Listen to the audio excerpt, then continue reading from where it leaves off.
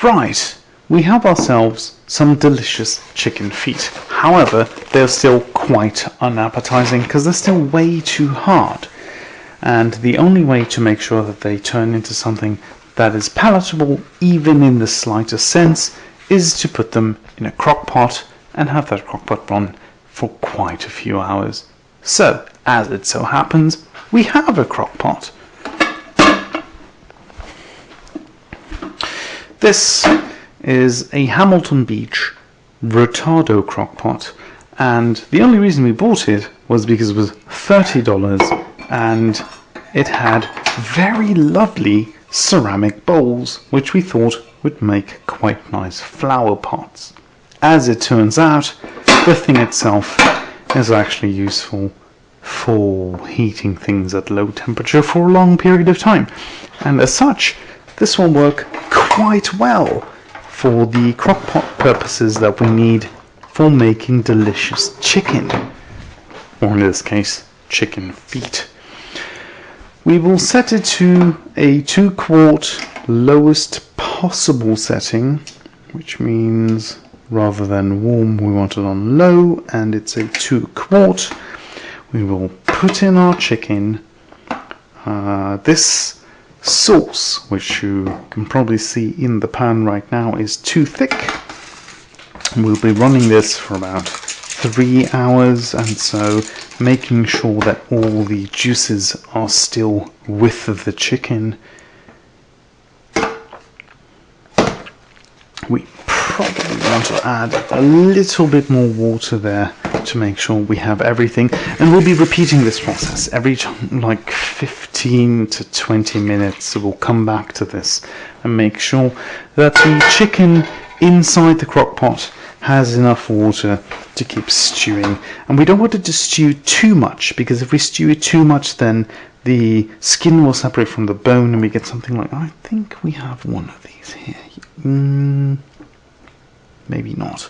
The skin and the bone will kind of separate and you get this claw and a bone sticking out at a right angle. It's quite nasty. However, it doesn't actually impair the flavour, but it does change the presentation, and of course presentation is 80% of a dish. So, we have our chicken, it's in pad thai sauce, it's going to simmer for about 3 hours, and before we finalise this, because I am particularly partial to this, one of the things we're going to do is make sure that there is enough ginger flavour to this whole ordeal, which means using some ginger. Now, ginger is cheap, depending on where you live at least. It's about 80 Canadian cents per pound where I live, and we'll use roughly, and I don't even know how much this is, let's find out. Digital scale,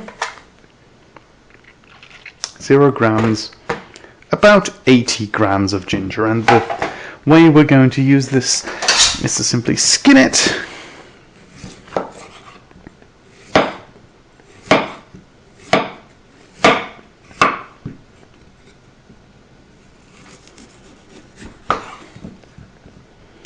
And then we'll be slicing it up, and sliced ginger is probably one of my favourite things.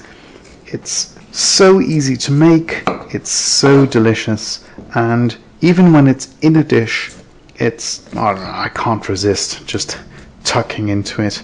It's so easy and so flavourful that it'd be a waste not to enjoy the delicious gingerness. Not to be confused with the red-headed, soulless, if the internet is to be believed, people from the UK.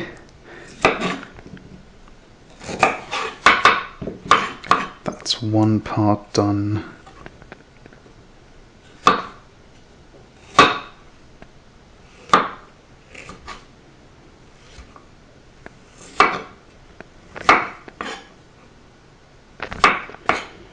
And that's the second part on. Right, so how to make sure that this absorbs without turning the ginger into a mash?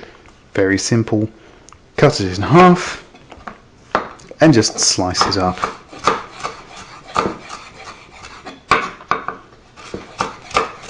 I'm using what is known as the cat's paw technique, which really just means take your anything, in this case of course ginger, form a cat's claw or a dragon claw depending on which particular anime you've been watching, put it down on your food, and your knife will automatically hit your knuckles, which means that there's no way to catch any of your fingers, because upside down it looks like this.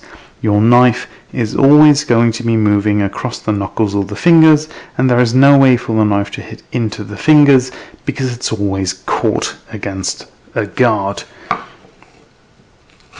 Of course, you might not get the uniform thickness that you want, and that's really just a matter of practice. The more you practice, the better the uniformness of your cuts. The longer you practice, the more you know exactly how far you can cut with how long a cut. So, this is slowly stewing. We will simply sprinkle the ginger on top. Put the lid on. 3 hours from now, this will be delicious.